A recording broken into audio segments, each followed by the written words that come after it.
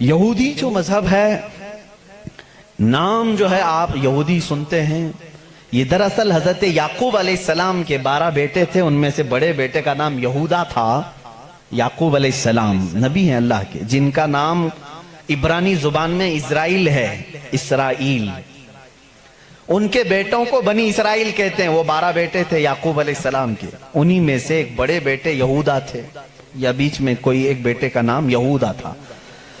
اسی نام سے جو بھی بنی اسرائیل ہوتا اسے یہودی کہا جانے لگا۔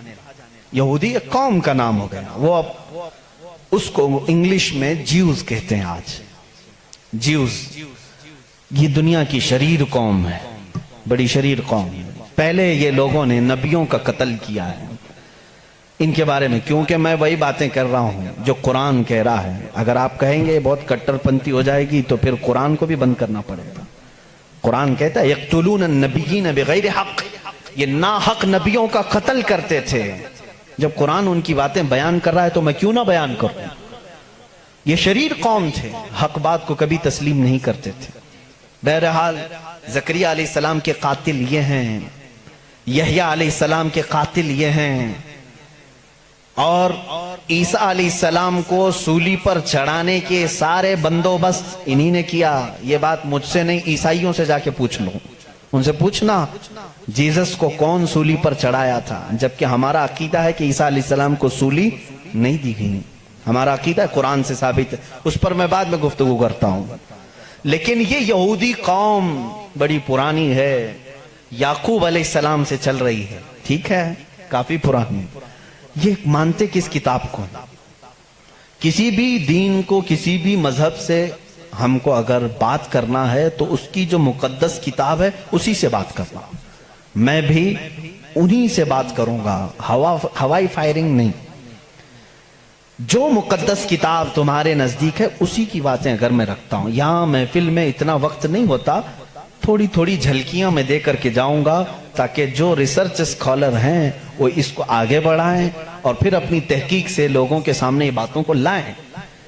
یہودی قوم جس کتاب کو مقدس مانتی ہے وہ تورات ہے، جو موسیٰ علیہ السلام پر نازل ہوئی، اور زبور ہے جو حضرت داؤد علیہ السلام پر نازل ہوئی۔ ان کتابوں کے مجموعے کو آج انگلش میں اولڈ ٹیسٹمنٹ کہا جاتا ہے۔ یہ کتابیں مارکیٹ میں دستیاب ہیں، ان کو کیا کہتے ہیں؟ Old testament. تقریباً اس کتاب میں جو الگ الگ چھوٹی چھوٹی کتابوں کو ملایا گیا ہے 73 کتابوں کا مجموعہ ہے اولڈ ٹیسٹمنٹ۔ جیسے قرآن میں 30 پارے ہیں نا، پہلا پارہ، دوسرا پارہ، تیسرا پارہ، اس طرح سے اس میں پارے سمجھ لیں یا الگ الگ ٹاپکس۔ یہ کتنے ہیں؟ 73 ہیں۔ اس میں بھی ان کا بڑا اختلاف ہے، میں سارے اختلافات نہیں بتا سکتا آج، لیکن قرآن میں سب کا اتفاق ہے، چاہے وہ شیعہ ہو، دیوبندی ہو، وہابی ہو، اہل حدیث ہو، کوئی بھی ہو۔ جو عقیدہ ہم رکھتے ہیں اہل سنت و جماعت کہ قرآن کے 30 پارے ہیں، سب کا اس بات پر اتفاق ہے۔ لیکن اولڈ ٹیسٹمنٹ پر سب کا اتفاق نہیں، ان میں سے کچھ مذہب 73 مانتے ہیں، کچھ 66 مانتے ہیں، 66 مانتے ہیں، کچھ لوگ 27 مانتے ہیں۔ بہرحال اولڈ ٹیسٹمنٹ میں ایک باب ہے جس کو استثناء کہتے ہیں، ایک پارے کا نام ہے، ایک کتاب کا، ایک جز کا، جس کو ڈیوٹرونومی انگلش میں کہتے ہیں۔ اس میں ایک آیت آئی ہے۔ آیت ظاہر سی بات ہے اللہ کی ہے، آیت اللہ کی ہے اور موسیٰ علیہ السلام پر نازل ہو رہی ہے۔ اللہ تعالیٰ فرما رہا ہے، اے موسیٰ، میں تمہارے بعد تمہارے بھائیوں میں، بھائیوں سے مراد نبیوں میں، ایک ایسا نبی بھیجوں گا جو تمہاری ہی طرح سے ہوگا، تمہاری ہی طرح سے ہوگا، لیکن میں اس کے منہ میں اپنی زبان رکھ دوں گا۔ اور دوسری آیت آتی ہے کہ وہ فاران کی چوٹیوں سے چمکے گا۔ یہ فاران کیا ہے؟ یہ فاران کی چوٹیاں کہتے ہیں مکہ مکرمہ میں جو اب پہاڑ ہے، جبل کعبہ، جو خانہ کعبہ کے قریب، انہوں نے اس کو سب ختم کر دیا، آج وہاں پر بادشاہوں کے محلات بنے ہوئے ہیں۔ وہاں فاران کی چوٹیاں کہا جاتا تھا کہ وہ مکہ کا ایک پہاڑ ہے، اور मुकद्दस किताब ओल्ड टेस्टामेंट में कहा जा रहा है कि वो चमकेगा कहां से? फारान की चोटियों से। अब मैं उसकी तरफ आता हूं। बेचारे ईसाई कहने लगे कि ये जो बशारत आई है मूसा अलैहिस्सलाम को, उससे मुराद हमारे नबी ईसा अलैहिस्सलाम हैं। ये मुंह मियां मिट्ठू बनते हैं। इस तौर पर अल्लाह ने क्या फरमाया? ऐ मूसा, मैं तुम्हारी ही तरह एक रसूल भेजूंगा। तुम्हारी ही तरह से मुराद क्या है? ईसा अलैहिस्सलाम मूसा अलैहिस्सलाम की तरह बिल्कुल नहीं थे, क्योंकि मूसा अलैहिस्सलाम की माँ भी थे, बाप भी थे। ईसा अलैहिस्सलाम की सिर्फ माँ है और बाप नहीं है। अगर माँ और बाप वाला कोई रसूल है तो वो मोहम्मद अरबी सल्लल्लाहु अलैहि वसल्लम, मेरे आका की माँ भी हैं, बाप भी हैं। मूसा अलैहिस्सलाम की तरह ईसा अलैहिस्सलाम नहीं हो सकते। ये मैं क्रिश्चियन से कह रहा हूँ, ईसाइयों से कह रहा हूँ, जो ये कहते हैं कि मूसा की बशारत में हमारे नबी का जिक्र आया है। मैं कह रहा हूँ नहीं, इसलिए कि मूसा अलैहिस्सलाम की शादी भी हुई थी, बच्चे भी हुए थे। ईसा अलैहिस्सलाम की शादी भी नहीं हुई, बच्चे भी नहीं हुए।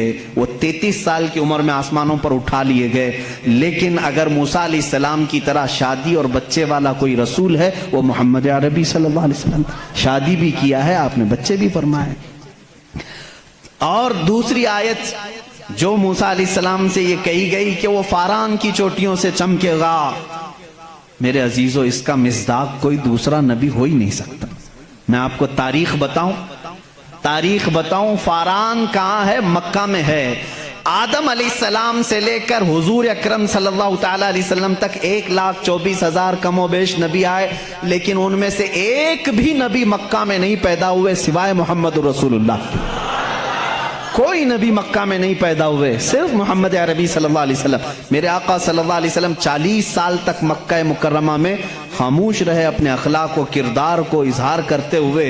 लेकिन 40 साल की उम्र के बाद जब अल्लाह की वही आई, कुरान की आयतें आई, तो सबसे पहले मेरे आका सल्लल्लाहु अलैहि वसल्लम ने पूरे मक्का वालों को एक दावत देकर जमा किया था।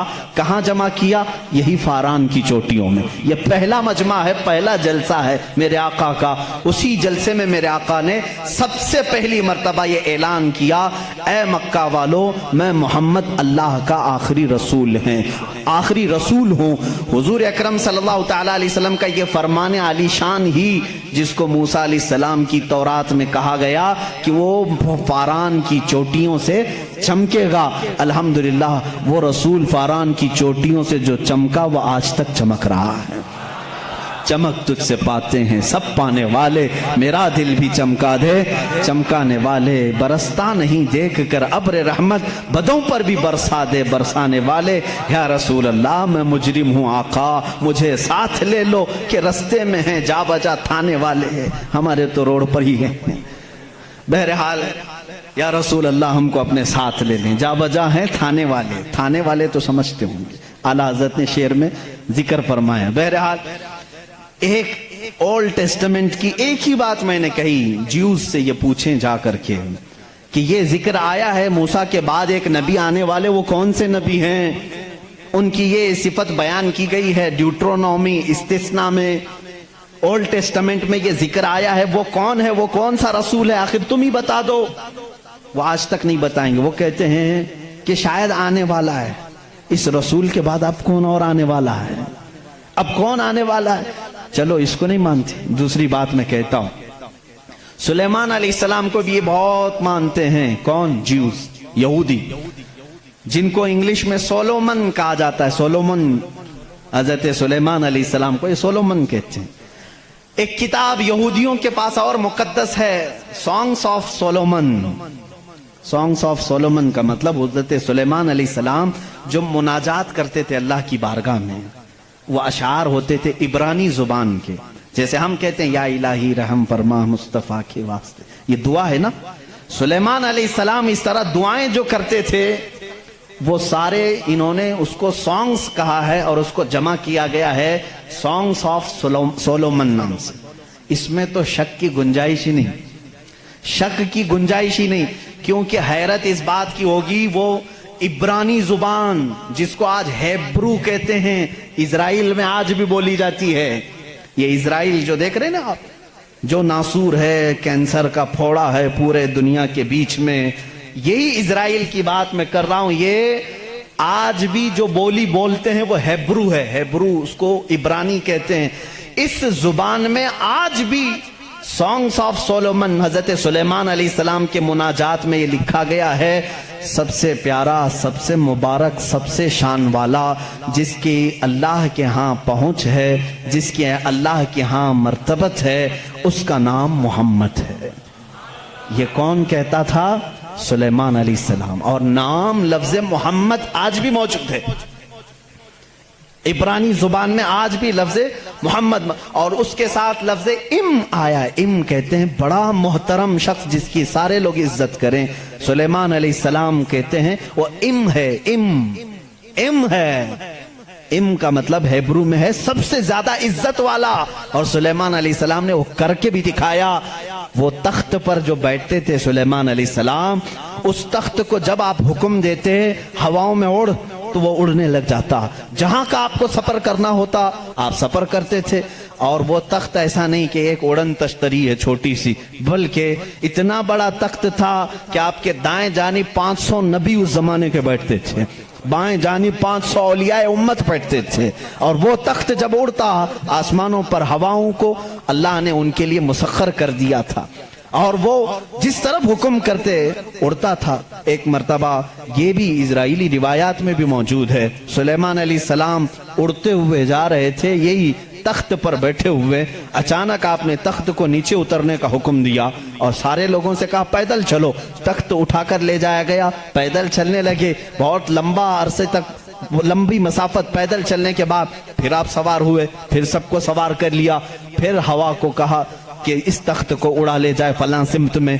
मुसाहिबीन ने पूछा इतना लंबा, ये इतनी लंबी मसाफत आपने पैदल चलाया, सिर्फ वर्जिश कराने के लिए नहीं? सुलेमान अलैहिस्सलाम ने जवाब दिया, मैं इसलिए तख्त को नीचे उतार दिया कि ये वो जमीन है जहां आखिरी नबी आने वाला है। वो मदीना तैयबा थी, वो रसूल करीम सल्लल्लाहु अलैहि वसल्लम की आखिरी आरामगाह थी, जहां से ऊपर उड़कर जाने को भी सुलेमान अलैहिस्सलाम ने बेअदबी तस्वुर किया। और इसीलिए वो अपने सॉन्ग्स में, यानी अपने मुनाजात में, जो हुजूर सल्लल्लाहु अलैहि वसल्लम के साथ लफ्ज जिक्र करते हैं, वो लफ्ज इम है, यानी दुनिया जिसकी सबसे ज्यादा एहतराम करे वो मोहम्मद अरबी सल्लल्लाहु अलैहि वसल्लम है। आओ ज्यूस, आओ यहूदियों, पढ़ो इस चीज को कि मोहम्मद अरबी सल्लल्लाहु अलैहि वसल्लम का जिक्र सुलेमान अलैहिस्सलाम ने किया है, मूसा अलैहिस्सलाम ने किया है। अब आते हैं, ये थोड़ी सी झलक है ईसाइयों के इस दीन में, जिसको आप क्रिश्चियनिटी कहते हैं, क्रिश्चियन हैं। इन लोगों का क्या दीन है, क्या मजहब है, इंट्रोडक्शन के लिए बड़ा वक्त लग जाएगा। ईसा अलैहिस्सलाम के ये पैरोकार हैं। ईसा अलैहिस्सलाम को ये जीसस कहते हैं और उसको यसू मसीह भी कहा जाता है उर्दू में, जीसस। लेकिन ईसाई बाद में चल करके गुमराह हुए, शुरू के ईसाई गुमराह नहीं थे। ईसा अलैहिस्सलाम आए दुनिया में अल्लाह के रसूल बनकर, और जिन लोगों को भी ईसा अलैहिस्सलाम ने तबलीग की, वो हक की तबलीग थी, अल्लाह एक है, मैं उसका नबी हूं। लेकिन बाद में चल करके हुआ क्या, कुछ ईसाई गुमराह हुए। इनको गुमराह करने वाले भी यहूदी थे। यहूदी ईसा अलैहिस्सलाम को मानते नहीं थे, वो गालियां देते थे, हजरत ईसा अलैहिस्सलाम के मुतालिक बुरे बुरे जुमले कहते थे, क्योंकि वो बगैर बाप के पैदा हुए। लेकिन वो अल्लाह की मशीयत थी, हुक्म था। लेकिन मरियम, सैयदा बीबी मरियम, जिनको अजरा कहा गया है, उनको किसी मर्द ने छुआ नहीं, कभी जिंदगी में छुआ नहीं। लेकिन फिर भी वो हमला हुई, किसी मर्द से नहीं, किसी ने उनको टच नहीं किया। अल्लाह रब्बुल इज्जत ने जिब्राइल अलैहिस्सलाम को सिर्फ हुक्म दिया, फूंक मारो। जिब्राइल अलैहिस्सलाम ने फूंक दिया और वह हमला हुई। इसीलिए ईसा अलैहिस्सलाम को रूहुल्लाह कहा जाता है, रूहुल्लाह कहा जाता है, वह अल्लाह की निशानी है।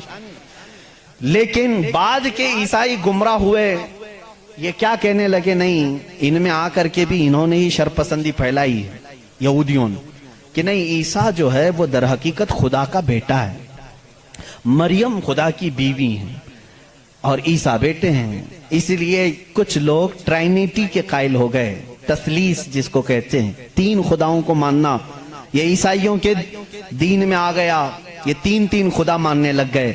एक अल्लाह को भी मानते हैं, दूसरे रूह मुकद्दस को बाज लोग, और बाज लोग बीबी मरियम को खुदा कहते हैं, तीसरे हजरत ईसा अलैहिस्सलाम जीसस गॉड कहते हैं।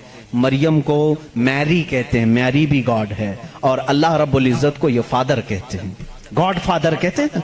बहुत सारे मुसलमान ये जुमला यूज करते हैं, वो हमारे गॉड फादर हैं, फलां गॉड फादर है। हरगिज ना इस्तेमाल करें। अल्लाह को बाप कहना इस्लाम में जायज ही नहीं। वो लम यलिद वलम यूलद, ना उससे कोई पैदा हुआ ना वो किसी से पैदा हुआ। हमारा अकीदा ये, लेकिन ईसाई बाद में गुमराह हुए और वो 3 खुदाओं का अकीदा रखने लग गए। अब मैं आकर के चलता हूं आगे। ईसाइयों को अगर मैं बताऊं कि तुम्हारे दीन में असल बात क्या है जो ईसा अलैहिस्सलाम कह गए, जो आज तुम नहीं कर रहे हो, वो सिर्फ यही बात है। ईसा अलैहिस्सलाम अपने हवारियीन से कहते हैं, मैं तुम्हें एक जरूरी बात सुनाता हूं जिसको सुनना जरूरी है। इसका हवाला भी मैं दे दूं। ये कहां है, ये बात कहां है, क्योंकि मेरी बातों का हो सकता है रीवेरिफिकेशन हो, क्रॉस वेरिफिकेशन हो, और मालूमात करने के लिए मैं आपको हवाला देता हूं, रेफरेंस देता हूं। ईसाइयों की जो मुकद्दस किताब है उसको न्यू टेस्टामेंट कहते हैं, बाइबल भी कहते हैं। ओल्ड टेस्टामेंट जो तौरात है, न्यू टेस्टामेंट जो बाइबल है। आप सबको ये नॉलेज होनी चाहिए, मालूमात हो। ईसाइयों की ये मुकद्दस किताब बाइबल, ये एक नहीं है, ये 4 है। 4 हिस्से हैं इसके, क्योंकि ईसा अलैहिस्सलाम के 4 शागिर्दों ने लिखा है। बाइबल के 4 नुस्खे आज भी मार्केट में हैं। बाइबल मत्ती की, जिसको मैथ्यू कहते हैं इंग्लिश में, बाइबल लोका की, जिसको लोक्यो कहते हैं, बाइबल मिरकस की, जो अरबी में मैं कह रहा हूं उसको मार्क्यूस कहते हैं, और यूहन्ना की, जिसको जॉन कहते हैं। जैसे जॉन जोसेफ कहते हैं, जॉन इब्राहिम को अब्राहम कहते हैं। ये तमाम वही अल्फाज हैं जिनको इंग्लिश में तब्दील कर दिया गया है।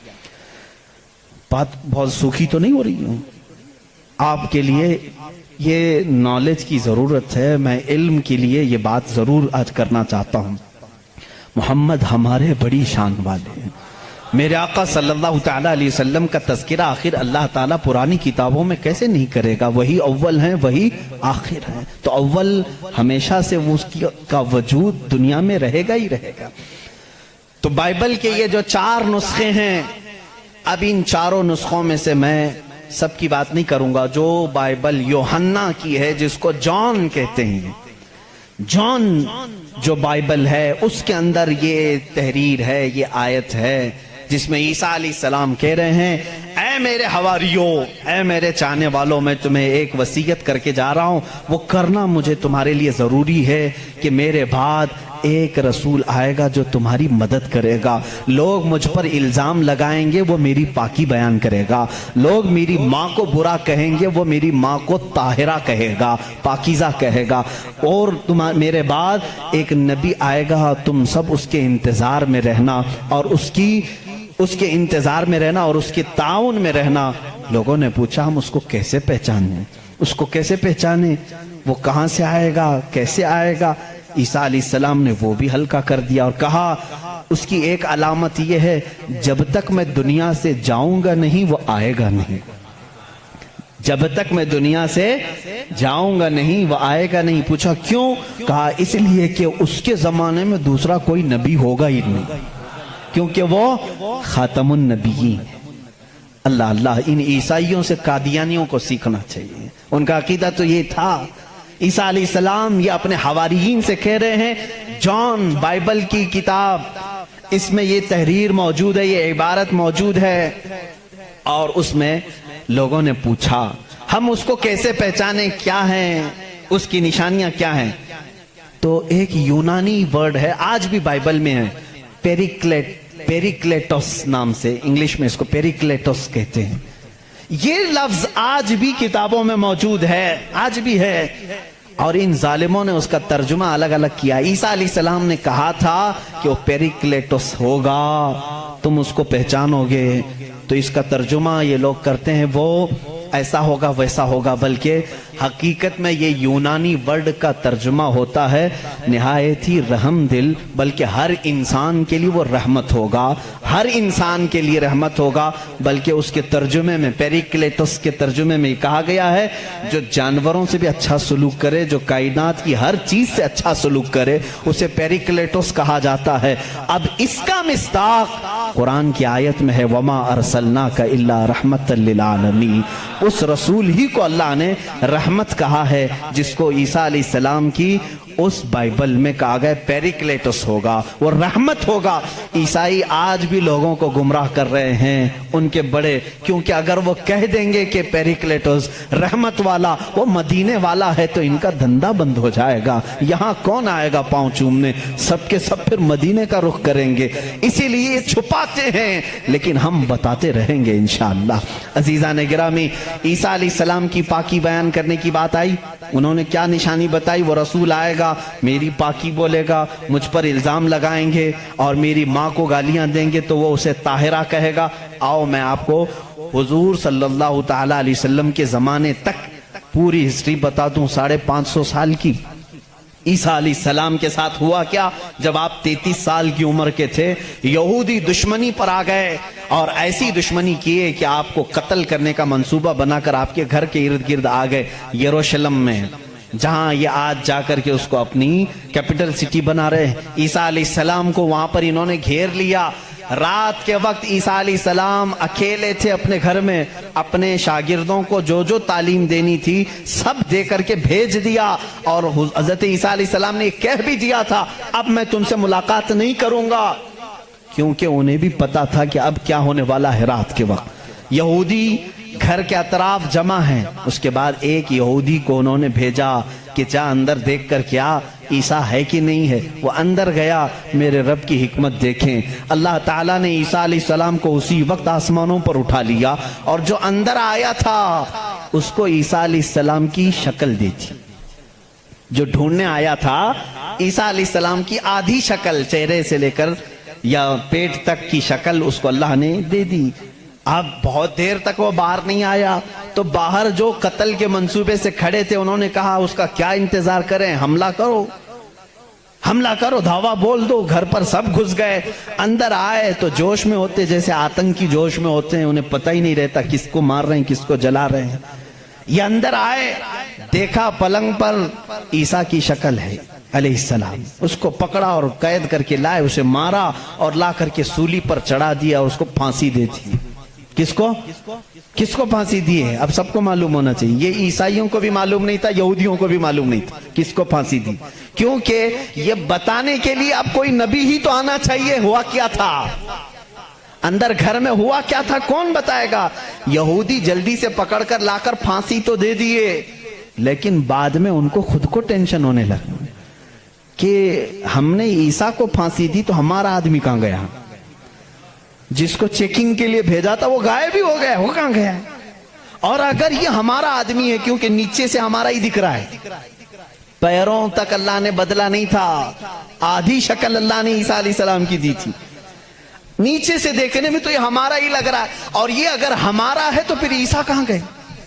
اسی ٹینشن میں معلوم ہے 500 سال گزر گئے، اس ٹینشن میں 500 سال گزر۔ اب بیچارے عیسائیوں کو یہ بھی نہیں معلوم تھا، عیسائیوں کو کون بتائے گا؟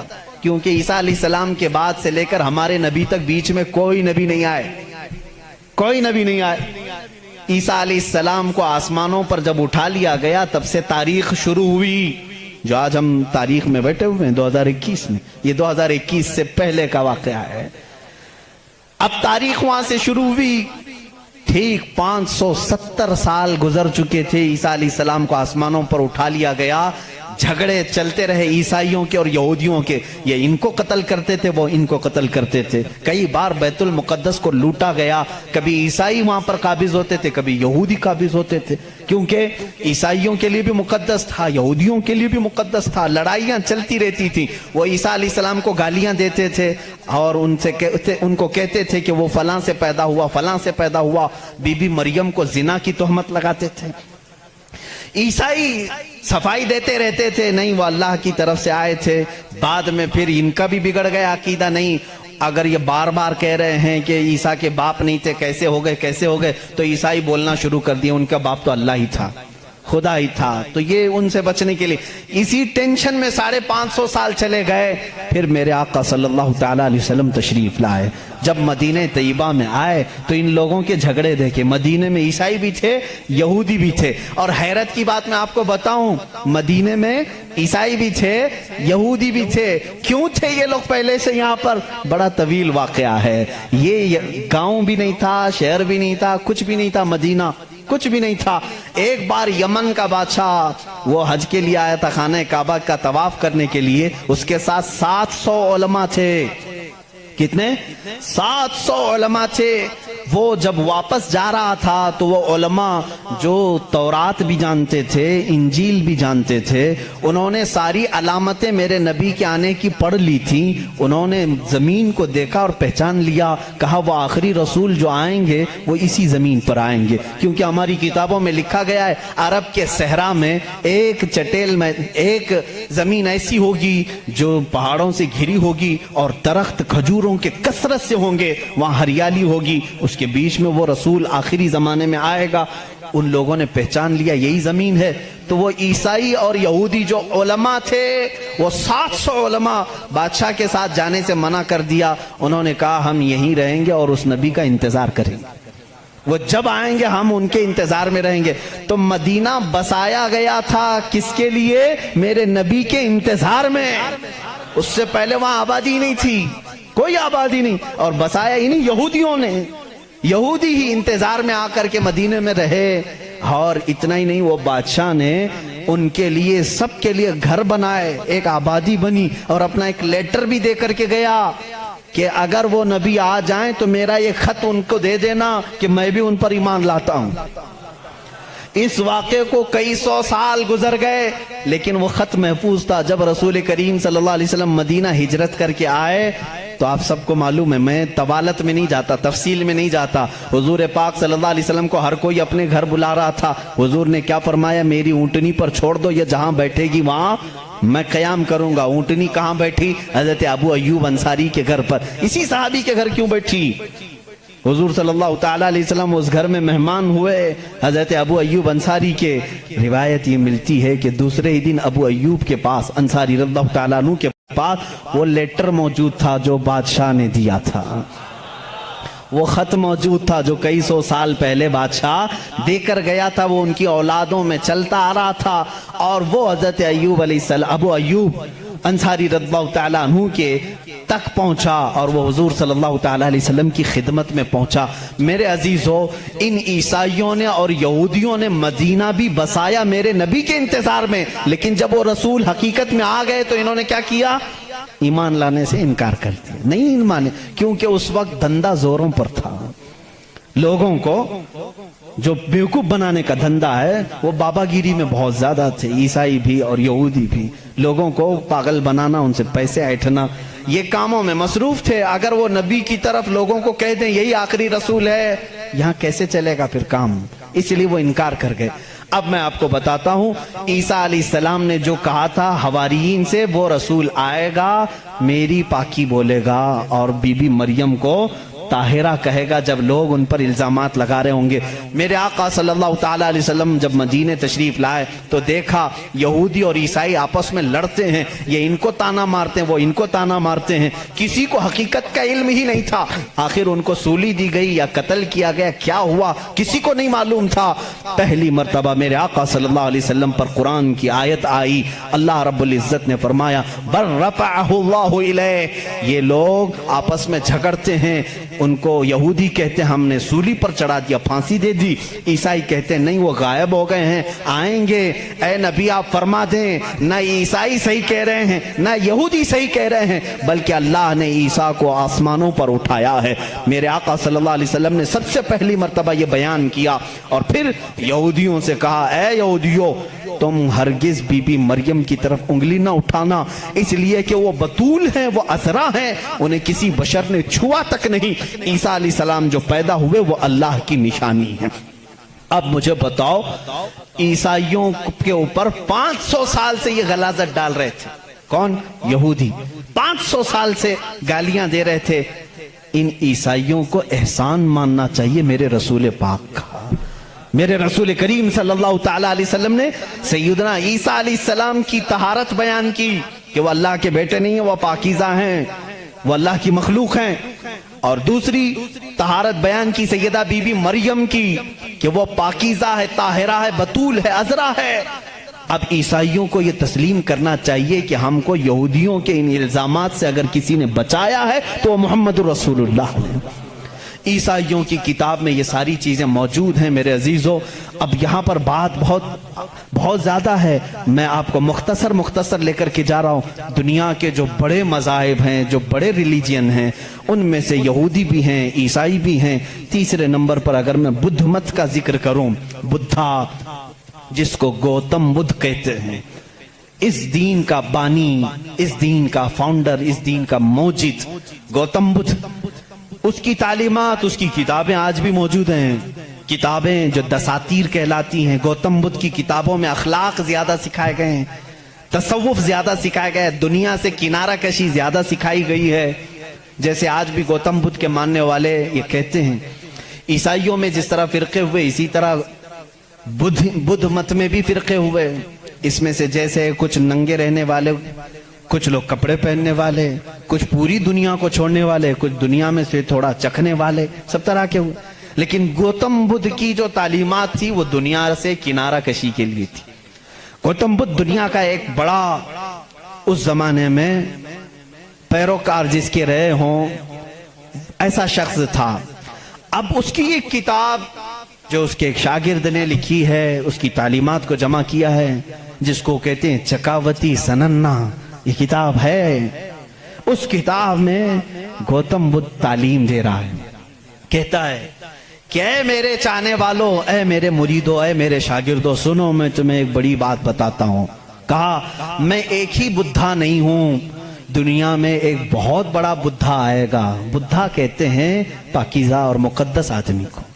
مقدس آدمی کو بدھا اس زبان میں کہا جاتا ہے. ایک اور بڑا بدھا آئے گا اور وہ تبلیغ کرے گا. اس کی تبلیغ شروع میں بھی عروج پر ہوگی اور جب پھیلے گی تو ہزاروں کی تعداد میں ہوگی. اس نے کہا جس طرح میرے شاگرد سینکڑوں میں ہیں، اس کے شاگرد لاکھوں میں ہوں گے. بدھا نے کہا گوتم بدھ عیسیٰ علیہ السلام سے بھی 700 سال پہلے کا ہے. 700 سال پہلے عیسیٰ علیہ السلام سے. میں تو عیسیٰ علیہ السلام کا ذکر کر چکا بھی. گوتم بدھ کی تعلیمات میں یہ ہے. کتاب آج بھی ہے چکاوتی سننا جس کا میں ذکر کر رہا ہوں، جس میں ایک لفظ اس نے کہا کہ ایک شخص آئے گا جو لوگوں کے دلوں کو بدل دے گا، لوگوں کو برے اخلاق سے نکالے گا، وہ شراب کو منع کرے گا اور وہ لوگوں کی جانوں کو بچائے گا، وہ عورتوں کی عزت کرے گا اور وہ نہایت ہی حسین و جمیل ہوگا. یہ سب الفاظ موجود ہیں. اس کے شاگردوں نے پوچھا اب وہ آئے گا تو ہم اس کو کیسے پہچانیں؟ اس نے بھی ایک لفظ کہا. اس نے کہا وہ مائتریہ ہوگا. یہ وہی الفاظ میں بیان کر رہا ہوں، تھوڑے خشک ہیں، اس کو سمجھ لیں آپ، اس لیے کہ میری تقریر وہ لوگ بھی سنیں گے تو وہ چیک کریں گے. مائتریہ ہوگا. گوتم بدھ کہتا ہے وہ آئے گا، وہ اس کو مائتریہ کہیں گے. مائتریہ کہیں گے. مائتریہ کا اب لفظ کا ترجمہ نکالنا پڑے گا کہ کیا ہے یہ حقیقت میں، اس کا معنی کیا ہے. مائتریہ کا جب عربی میں ٹرانسلیٹ کیا گیا تو اس کو کہا گیا رحمت للعالمین. اس نے کہا اس کو کہا جائے گا مائتریہ. مائتری کا مطلب ہوا سارے جہانوں کے لیے جو رحمت ہوگا. مجھے بتاؤ میرے عزیزوں، سارے جہانوں کے لیے رحمت میرے نبی کے علاوہ کون بن کر آیا؟ قرآن کہتا وما ارسلناک الا رحمت للعالمین. اے محبوب ہم نے آپ کو سارے جہانوں کے لیے رحمت بنا کر کے بھیجا ہے. گوتم بدھ نے پھر جو نشانیاں بتائی ہیں وہ حیرت کی ہیں، حیرت کی ہیں. اس کا ایک خادم تھا انندا نام سے. اس خادم کو لے کر کے وہ ہمیشہ چلتا تھا اور اس کی وہ بڑی حفاظت کرتا تھا انندا. اور سری لنکا کی زمین پر یا کسی اور علاقے میں اس نے अनंदा ने पूछा कि तुम जिस मैत्रिया का जिक्र करते हो कि एक बड़ा बुद्धा आएगा, उसकी कुछ निशानियां भी तो बताओ। तो उसने कहा, गौतम बुद्ध ने, कि मुझे जहां तक मालूम होता है जिस तरह तू मेरा अनंदा है, इसी तरह वो मैत्रिया का भी एक खादिम होगा जो उसे कंधों पर बिठा करके एक गार तक ले जाएगा। और दूसरे कुछ अल्फाज में उसकी तशरीह बाज लोगों ने कहा वो हजरत अनस रज़ियल्लाहु ताला अन्हु जो हुजूर सल्लल्लाहु अलैहि वसल्लम के खादिम थे, हमेशा हुजूर के साथ रहते थे, हर जंग में हुजूर के साथ थे, डिफेंस के लिए रहते थे हजरत अनस रज़ियल्लाहु ताला अन्हु। बहरहाल उसने फिर पूछा अनंदा ने गौतम बुद्ध से कि बुद्धा उसकी और कुछ निशानियां बताओ कि जब वो आएगा तो कैसा होगा। तो उसने कहा कि वो पैदा होगा तो सुबह हो रही होगी, वो पैदा हो रहा होगा, सुबह हो रही होगी, जिस सुहानी घड़ी चमका तैबा का चांद। मेरा नबी किस वक्त दुनिया में आया है? सुबह सादिक के वक्त है, जब सुबह सूरज अभी तुलू नहीं होता, जो नमाज फज्र का वक्त हो रहा होता है, उसी सुबह सादिक में मेरे आका की जलवागरी हुई है।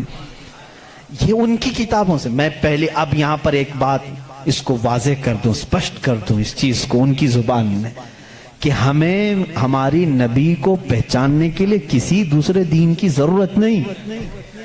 मैं अपने नबी को रहमतुल लिल आलमीन तस्लीम करता हूं, मेरा कुरान कह रहा है बस मुझे काफी है। मैं तो तुमसे कह रहा हूं, उन लोगों से जिसको तुम मुकद्दस मानते हो, चलो हम उन्हीं को उठाकर तुम्हें बताएं। जाहिर सी बात है, अल फज़्लु लिमा शहीद बिहिल आदा, अरबी में कहा जाता है फजीलत तो उसकी है जिसकी दुश्मन भी गवाही देते हैं। अब बुद्धा ये कहता है, गौतम बुद्ध ये कहता है कि वो बुद्धा आएगा तो वक्त सुबह का हो रहा होगा।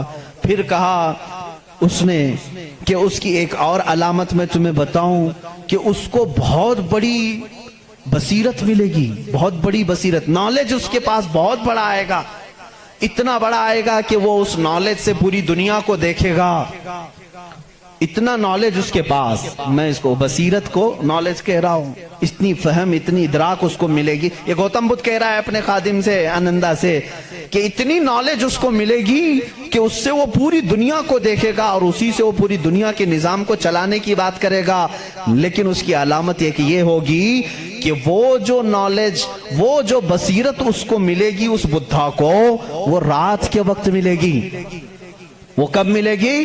रात के वक्त मिलेगी। मैं ये कहता हूं जिस बसीरत का वो जिक्र कर रहा था मेरे मुस्तफा के लिए, वो कुरान पाक है और वो नाजिल हुआ है। कुरान खुद कहता है इन्ना अंज़लनाहु फी लैलतिल क़द्र, हमने कुरान को नाजिल किया है। कब नाजिल किया है? लैलतुल क़द्र में, रात के वक्त नाजिल किया है। गौतम बुद्ध कह रहा है उसे एक बसीरत मिलेगी, बहुत बड़ी नॉलेज मिलेगी और वो रात के वक्त मिलेगी और वो रात बहुत चमकदार होगी। वही तो हमारा कुरान कह रहा है लैलतुल क़द्रि खैरुम मिन अल्फि शहर। उस रात को तुम क्या जानो, वो एक रात 1000 महीनों से बेहतर है।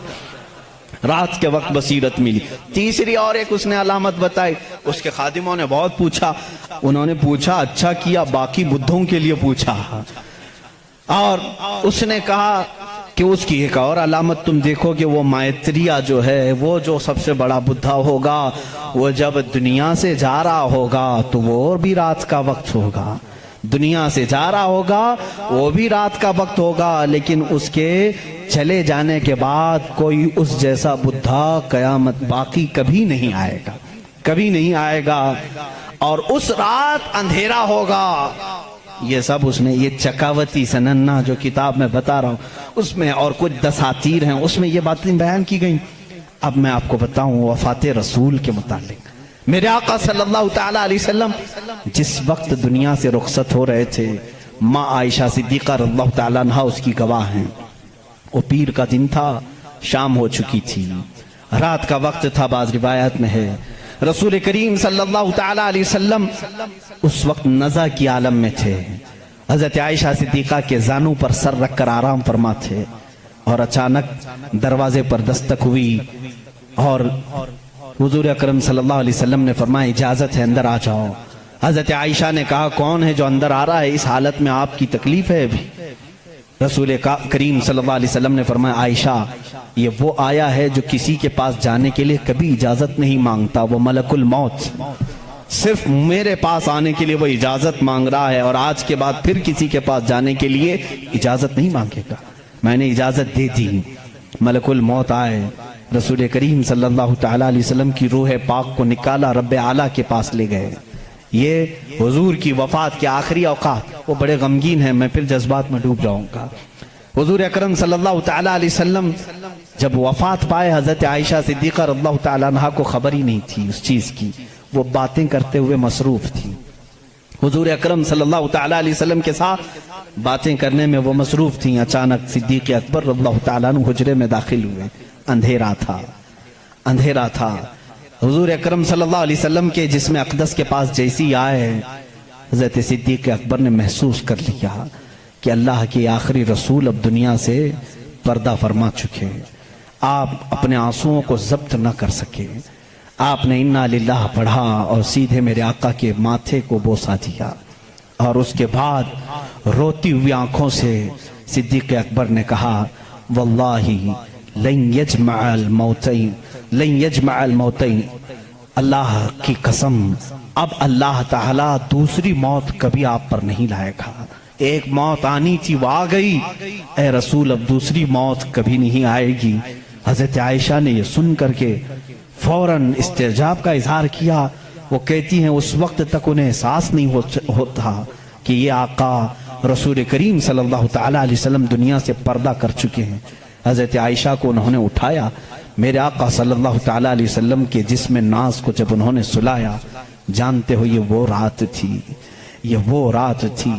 حضرت عائشہ کہتی ہیں میرے حجرے میں حضور کا یہ آخری دن تھا، لیکن سوئے اتفاق کہ اس رات میرے گھر میں چراغ جلانے کے لیے تیل بھی نہیں تھا۔ یہ روایت مشہور ہے۔ جس رات رسول کریم صلی اللہ علیہ وسلم کی وفات ہوئی وہ اندھیری رات تھی، اور اندھیرا کیوں نہ ہو جب سورج غروب ہو جائے، جب آفتاب غروب ہو جائے تو اندھیرا کیسے نہ ہو۔ لیکن میرے عزیزوں اس بات کو میں یہاں بتانا چاہتا ہوں، بدھزم میں یہ بات بتائی گئی۔ گوتم بدھ نے یہ خود کہا کہ وہ مائتریہ آئے گا تو روشن ہوگا، جب وہ جا رہا ہوگا تو نہایت ہی اندھیرا ہوگا، روشنی نہیں ہوگی، لیکن اس کا چہرہ چمک رہا ہوگا۔ عزیزان گرامی مجھے بتاؤ جتنی علامتیں اس نے بتائی ہیں یہ میرے نبی کے علاوہ کس کی ذات میں پائی جاتی ہیں؟ اور بھی دیگر مذاہب ہیں دنیا کے، وقت نکل گیا۔ زردشتی مذہب جو مجوسی ہیں ان کی بھی کتاب ہے زندہ وسطہ نام سے، یہ فارسی کے لوگ تھے، ایرانی الاصل تھے، آگ کی پوجا کرتے تھے۔ ان کی کتاب میں بھی لکھا ہے، پارسیوں کی کتاب میں لکھا گیا ہے کہ ایک نبی آئے گا جو عرب میں پیدا ہوگا، وہ آگ کو بجھا دے گا اور کعبے کی طرف سارے لوگوں کے منہ کو موڑ دے گا۔ اس نے کہا اس وقت تک لوگوں کا قبلہ کعبہ نہیں تھا، بیت المقدس کی طرف منہ کر کے پڑھتے تھے۔ زندہ وسطہ کتاب یہ پارسیوں کی کتاب ہے جس میں یہ زردشتی مذہب کو مانتے ہیں۔ وہ اس میں بشارت دی گئی ہے ایک نبی آئے گا، عرب میں پیدا ہوگا، آگ کو بجھا دے گا اور سارے لوگوں کا منہ کعبے کی طرف پھیر دے گا۔ مجھے بتاؤ کعبے کی طرف کسی اور نبی نے نہیں پھیرا، بلکہ مصطفیٰ کریم صلی اللہ تعالیٰ علیہ وسلم جب مدینہ طیبہ تشریف لائے اس وقت بھی لوگوں کا قبلہ بیت المقدس تھا، بیت المقدس قبلہ تھا۔ حضور صلی اللہ علیہ وسلم 17 مہینے تک بیت المقدس کی طرف منہ کر کے نماز پڑھاتے رہے۔ مدینہ طیبہ میں ایک علاقہ ہے آج بھی، وہاں جہاں آج مسجد قبلتین بنی ہوئی ہے، وہاں میرے آقا صلی اللہ علیہ وسلم ظہر کی نماز پڑھا رہے تھے، 2 رکعت ہو چکی تھی۔ بیت المقدس اس طرف ہے، خانہ کعبہ اس طرف ہے، دونوں اپوزٹ سائیڈ میں ہیں۔ بیت المقدس کی طرف منہ کر کے میرے آقا امام ہیں، نماز پڑھا رہے ہیں، پیچھے صحابہ کی صفیں، 2 رکعت ہوئی تھی۔ حضور کے دل میں یہ خیال آنے لگا کاش ہمارا چہرہ کعبے کی طرف ہوتا تو اچھا ہوتا۔ بیت المقدس بھی افضل ہے، لیکن کعبہ وہ ہے جہاں میرے آقا کی ولادت ہوئی ہے۔ میرے آقا کا آبائی وطن، حضور کعبے سے نہایت محبت کرتے تھے۔ اگر ہمارا قبلہ، ہمارے چہرے کا رخ اس طرف ہوتا تو زیادہ اچھا ہوتا۔ یہ دل میں خیال کر کے میرے آقا آسمان आसमान की तरफ यूं देख रहे थे। कब? नमाज की हालत में। 2 रकात हो चुकी है, दूसरे पारे का पहला सफा है। रब ताला ने उसी वक्त जिब्राइल को आयत देकर भेजा, फलनुवल्लियन्नक क़िबलतन तरदाहा। आयत कहती है, कद नरा तक़ल्लुब वजहिक फ़िस समा। ऐ महबूब, हम आपका आसमान की तरफ चेहरा उठाना देख रहे हैं, हम अनकरीब आपके चेहरे को उसी तरफ फेरेंगे जहां आपकी खुशी है। इतनी आयत ही नहीं आई, इतनी आयत नहीं आई, उसके फौरन बाद दूसरी उसी आयत में जिब्राइल अमीन ये आयत लेकर के आए, फवल्ली वजहक शतरल मस्जिदिल हराम। ऐ नबी, देर किस बात की, असर में नहीं, अभी आप अपना चेहरा काबे की तरफ फरमाएं। खाने काबा की तरफ सारे लोगों का किबला बदल गया। देखो उस रसूल की 2 रकात बैतुल मुक़द्दस की तरफ हुई, आप फिर गए, सहाबा फिर पीछे हुजूर के आ गए। बल्कि एक रिवायत में हुजूर सल्लल्लाहु अलैहि वसल्लम चल करके आगे आए, आप इमाम थे और सहाबा फिर सफ़ें। इसी तरह से वो नमाज न टूटी न छूटी न फूटी, हालांकि उस नमाज में रद्दो बदल हुआ। 2 रकात उस तरफ फिर करके, 2 रकात इस तरफ फिर करके। हम अगर फिरेंगे तो नमाज टूट जाएगी, सहाबा की नमाज टूटी नहीं, इसलिए कि इसमें दर्स है। नमाज तो असल वही है जो फरमाने मुस्तफा के ताबे हो, रसूल जिस तरफ रुख करे। और सहाबा का ये मजहब भी था। कुछ सहाबा बयान कर रहे हैं, बुखारी शरीफ की हदीस है, मुस्लिम में हदीस है। एक सहाबी से पूछा गया, हुजूर अकरम सल्लल्लाहु तआला अलैहि वसल्लम ज़ोहर और असर की नमाज में कुछ पढ़ते थे कि नहीं पढ़ते थे? सिर्री नमाज है ना, क़िरात तो नहीं होती थी, लेकिन हुजूर इमाम होते, वो खुद भी खामोश खड़े होते या पढ़ते थे? ये बड़ा अजीब सवाल है ना। अब जोहर की नमाज में हुजूर कुछ पढ़ते भी थे कि नहीं पढ़ते थे? सब इमाम खामोश रहते हैं, लेकिन आपने कभी पूछा, इमाम साहब आप खामोश तो हैं, सीधे मुंह बंद करके खड़े रहते हैं या कुछ आप हल्के हल्के में पढ़ते हैं? सहाबा से किसी ने पूछा, कुछ सहाबा ने कहा नहीं हुजूर पढ़ते हैं। सुनाई तो किसी को नहीं देता था। उस सहाबी से पूछा गया, कैसे मालूम हुजूर नमाज में पढ़ते हैं? कहते हैं हुजूर अकरम सल्लल्लाहु अलैहि वसल्लम की दाढ़ी हिलती हुई हम नमाज में देखते थे। हुजूर पाक की दाढ़ी हिलती थी, इसकी अलामत है कि हुजूर कुछ तिलावत करते थे। अब उस सहाबी से पूछो, आपका चेहरा किस तरफ होता था? आपका चेहरा किस तरफ होता था? नमाज तो किबले की तरफ मुंह करके पड़ी जाती है, आप हुजूर का चेहरा देख रहे थे, दाढ़ी हिलती हुई देख रहे थे। वो सहाबी की जुबान से भी वही उनकी रूह पुकारेगी जो आला हजरत ने कहा है, हाजियो आओ शहंशाह का रोजा देखो, काबा तो देख चुके, काबे का काबा देखो।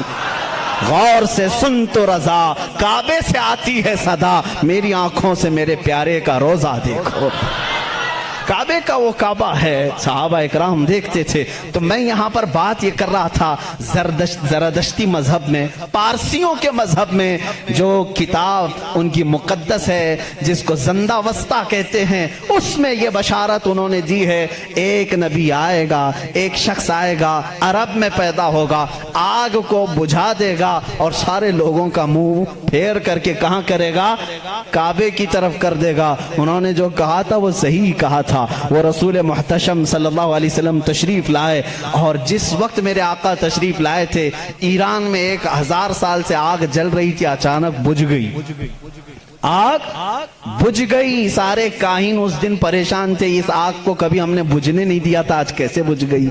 वही दिन था 12 रबीउल अव्वल का, जब किसरा बादशाह के महल में दरार पड़ गई। जिस महल के बारे में उसका चैलेंज था कि इसको दुनिया की कोई ताकत गिरा नहीं सकती, वो आज भी मौजूद है इराक के एक शहर मदाइन में। लोग कहते हैं किसरा का महल, हम देखने के लिए भी गए कई मरतबा। उसमें बीच में से एक दीवार ऐसी टूटी है कि अंदर से आदमी जा आ सकता, इतनी बड़ी दरार है। बादशाह उस महल में बैठता था, वो टूटी कैसे, फटी कैसे? उसने भी बुलाया सारे नजूमियों को, ये क्या हो गया अचानक? किसी ने हथौड़ा भी नहीं मारा, लेकिन ये टूट गई। ईरान में उन सारे लोगों ने बुलाया, आग 1000 साल से नहीं बुझी थी, आज कैसे बुझी? किसी ने पानी भी नहीं डाला। दोनों जगह जो नजूमी जमा हुए थे, सबों ने एक ही जवाब दिया। ईरानियों को, पारसियों को ये कहा, आग कोई पानी डाल करके नहीं बुझाया, कोई तो ऐसा पैदा हुआ है जो अब आग के लिए खतरा होगा, आग उसके लिए ठंडी हो जाएगी, और वो आग के पुजारियों के लिए ایک بڑا مسیحا بن کر کے ان کے لیے دین کا ایک مبلغ بن کر کے آئے گا، ان کو آگ کی عبادت سے نکالے گا اور وہ کسی خدا کی عبادت کے لیے لے جائے گا۔ اس دن نجومیوں نے انہیں کہا، اور ادھر عراق میں کسرا نے جب بلا کر کے میٹنگ لی، کیوں دیوار کٹی، کیوں دیوار ٹوٹی، اس سے بھی انہوں نے کہا ہتھوڑا تو کسی نے نہیں مارا، لیکن ایسا لگتا ہے کہ دنیا میں کوئی ایک بچہ ایسا آیا ہے جو پورے لوگوں کے دلوں کو تبدیل کرنے والا ہے۔ ہم نے پڑھا ہے کہ اس کے آتے ہی عجیب و غریب باتیں ہوں گی۔ میرے عزیزو، پارسیوں کی کتابوں میں واقعات موجود ہیں، اسی لیے اعلیٰ حضرت نے فرمایا جس دن وہ رسول پیدا ہوئے تھے ایران کی آگ بجھ گئی، کسرا کے بادشاہ کا محل تڑک گیا، دیوار میں شگاف آ گیا، چر گئی۔ تو اے میرے لوگوں، اے میرے سنی بھولے بھالے مسلمانوں، تم اس دن کو ہلکا کیوں سمجھتے ہو؟ حشر تک ڈالیں گے ہم پیدائش مولا کی دھوم، حشر تک ڈالیں گے ہم پیدائش مولا کی دھوم، مثل فارس نجد کے قلعے گراتے جائیں گے۔ بات تو سمجھ میں آ گئی ہوگی نا؟ اکثر شعر خود نہ تھے راہ پر اوروں کے عادی بن گئے، کیا نظر تھی جس نے مردوں کو مسیحا کر دیا، مردوں کو مسیحا کر دیا۔ اس رسول سے تمہارا رشتہ ہے، نسبت ہے، ہلکا مت سمجھنا۔ اب میں سمجھتا ہوں جس نوجوان کے اندر یہ فیلنگ آتی ہے پتہ نہیں دنیا مجھے کیا کہے گی، میں داڑھی رکھوں گا، میں ٹوپی پہنوں گا تو کیا سمجھے گی، ایسا نہ سمجھو۔ اگر داڑھی عیب ہوتی تو کائنات کے سب سے حسین چہرے پر داڑھی کبھی نہیں آتی۔ دو جملے آج میری تقریر سے لے کر کے جاؤ، دنیا میں سب سے زیادہ حسین کس کو سمجھتے ہو؟ کس کو سمجھتے ہو؟ اور سمارٹ اور ہینڈسم کے لیے داڑھی چھلانا تم کیسے سوچتے ہو؟ داڑھی چھلانے کو ہینڈسم بننا اور سمارٹ یہ ہو ہی نہیں سکتا۔ اگر یہ عیب ہوتا تو سب سے حسین چہرے پر کبھی آتی ہی نہیں، آتی ہی نہیں۔ دنیا کے سب سے حسین چہرے پر داڑھی تھی، اور دنیا کی سب سے مقدس عورت فاطمہ کے سر پر دوپٹہ تھا۔ یہ دو جملے آج میرے کافی ہیں، دو جملے میرے کافی ہیں۔ اگر سب سے زیادہ عزت والی ہونے کے لیے کوئی عورت دوپٹہ کھینچ کر کے ننگے بال گھومتی ہے تو بیوقوف ہے، اس لیے کہ کائنات کی سب سے محترم خاتون جس کے لیے قیامت میں بھی اعلان ہوگا، اے لوگوں اپنی آنکھیں نیچی کرو، فاطمہ بنت محمد جنت کی طرف جا رہی ہیں۔ اس خاتون کو جو عزت ملی ہے، اس کے سر پر جب دوپٹہ ہے تو پھر دوپٹہ کمتری کی علامت نہیں ہو سکتا۔ جس کے سر پر دوپٹہ ہے وہ عالی شان ہے، جس کے چہرے پر داڑھی ہے وہ عالی شان ہے، اس لیے کہ میرے رسول کا وہ غلام ہے۔ جب قبر میں جائے گا، کچھ ہو یا نہ ہو، شکل دیکھ کر کے تو فرشتے یہ کہیں گے صورت یہ لے کر کے آیا ہے جیسے مدینے والے کی تھی، میرے آقا صلی اللہ علیہ وسلم کی تھی۔